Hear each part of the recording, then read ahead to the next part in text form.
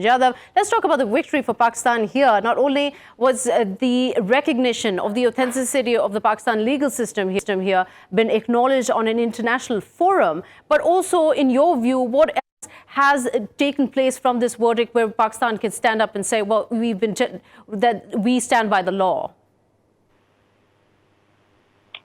Well, I think, as you correctly point out, what the judgment says is that the ICJ is not in a position to sit in appeal on the Pakistan legal system, and it acknowledges that there are remedies available for those who have been convicted by military courts, and it expresses the hope that his particular sentence will be reviewed in an effective manner.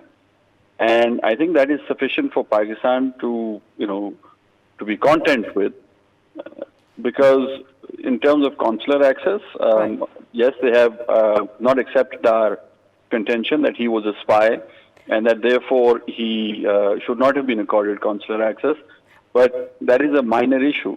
Right. The major issue was that they wanted him to be released. They wanted a declaration that no trial was possible in Pakistan. Right. And none of those other reliefs have been upheld.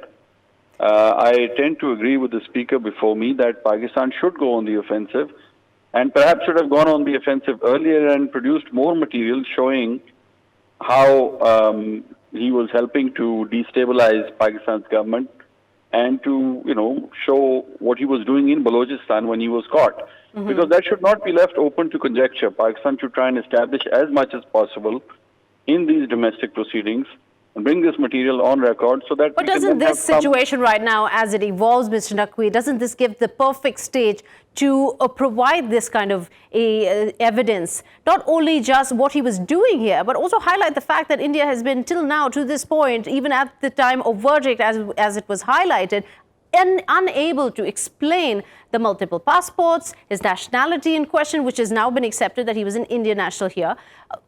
Isn't this the perfect scenario for Pakistan to move forward as within a...